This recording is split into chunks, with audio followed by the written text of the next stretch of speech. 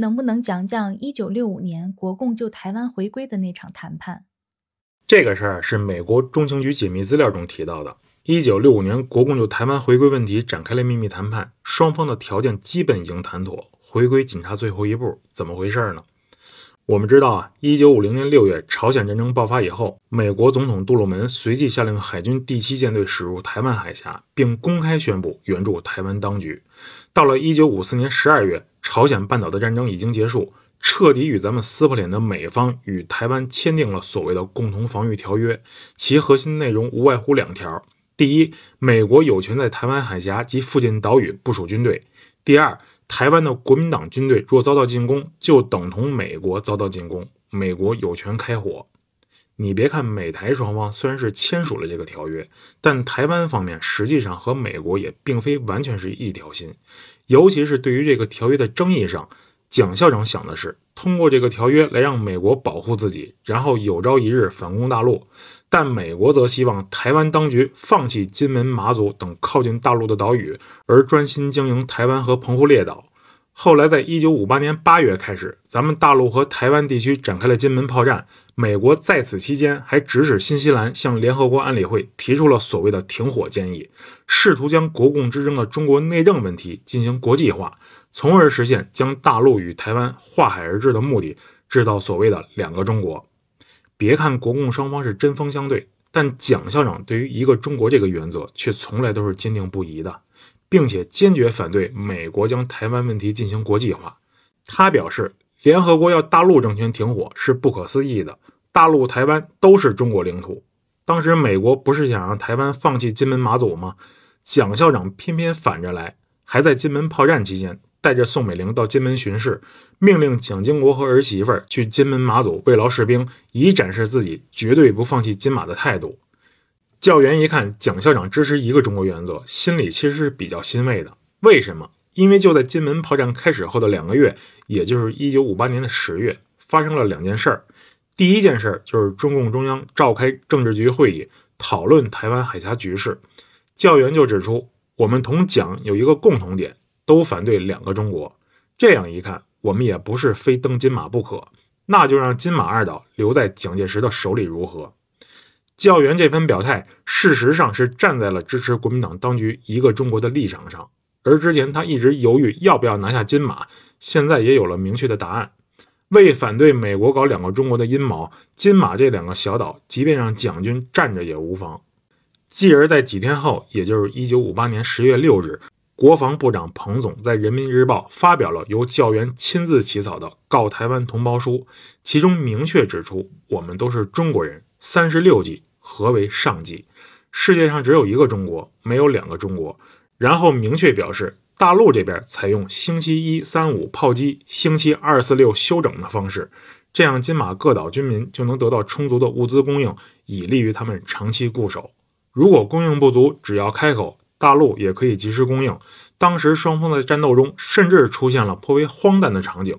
解放军有时会提前通知国民党军队炮击时间，而国民党军队有时也会提出请求，今日岛上有婚礼，能否暂缓炮击？这种充满戏剧性的战争画面，总结起来就一句话：既然是内政，就由中国人民自己解决，坚决不能让老美把中国内政上升到国际问题。那美国一看，好家伙，合着你俩这是演习糊弄我呢，于是就想着把蒋校长换掉，再选一个听话的领导人上来。时任台湾当局大选，教员在一次招待外宾的宴会中，还为蒋校长公开发声，意思就是支持蒋校长继续担任台湾领导人。也正是在此背景之下，国共双方都想着与对方做进一步的接触，来更好的实现祖国统一。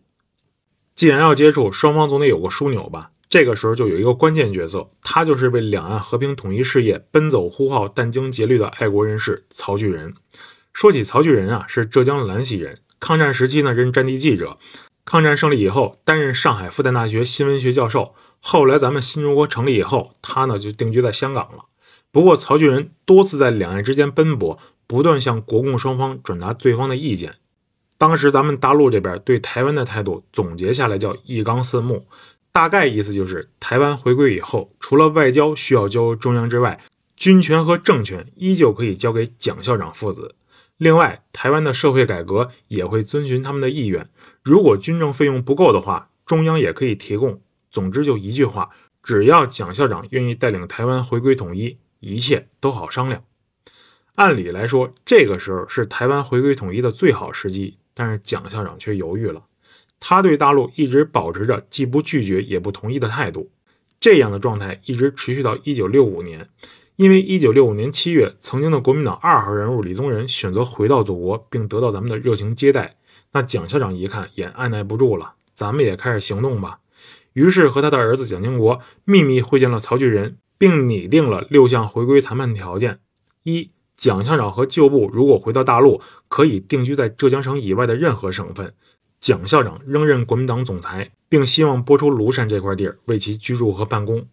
二、蒋经国担任台湾省省长，台湾除交出军事与外交之外，其他岛内政务由台湾省政府全权自理。三、台湾不接受任何外国军事与经济援助，财政上有困难，由北京按美国支援数额拨付补助。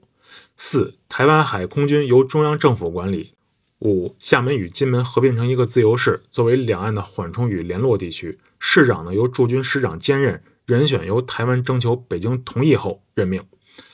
第六，台湾现任官员的官阶待遇不变，人民生活水平只可提高，不可降低。客观来讲，从这份蒋氏父子拟定的条件来看，应该说是当时比较有诚意的。蒋校长除了给自己要一个退休后安置地庐山，给蒋经国要了一个台湾省省长之外，几乎也没有再多要求什么，更多的是考虑台湾回归后台湾政务、军事、民生的相关安排。坦白说，两岸谈到如此地步，台湾回归似乎就是水到渠成的事儿，但此后这件事儿却没有再进一步，或许是其他原因，所以这件事情就被迫搁浅下来。不过就在几年之后，国共双方为台湾回归一事再次开启了努力。1975年3月，我国的司法机关连续特赦了全国在押的293名战犯、95名美蒋特工和49名武装特务船员。原国民党县团级以上的党政军特人员想要回归台湾的，我们还给路费。蒋校长得知消息后，不禁老泪纵横，心生万千感慨。于是他特意找来了国民党元老陈立夫，请他向大陆表达了一个听起来十分大胆的想法，就是邀请教员访问台湾。教员听闻消息以后非常高兴，但此时他也是82岁高龄，自然是没法舟车劳顿，而周总理身体也不太好，于是教员找到了邓小平，委托小平同志代表自己前去台湾会见蒋校长。这个陈立夫在得到邓小平可能访台的消息后呢，非常开心，并且公开在香港发表了一篇文章《假如我是毛泽东》，文中恳切谈到希望大陆方面以大事小，不计前嫌，再次开创合作的新局面，可以说是诚意满满。而如此重要的文章，毫无疑问肯定是经过蒋校长本人授意以后写下发出的。从某种意义上看，这篇文章所表达的意思，应该正是蒋校长本人的意愿。但令人惋惜的是，同年4月5号，蒋校长在台北病逝，终究没能撑到和教员再见的那一天。而1年以后的1976年9月9号，中国人民的伟大领袖、一代伟人毛主席在北京也与世长辞。可以说，国共两位领导人都在坚守一个中国的原则上付出了极大的努力。历史必将前行，中国的统一伟业也一定会实现。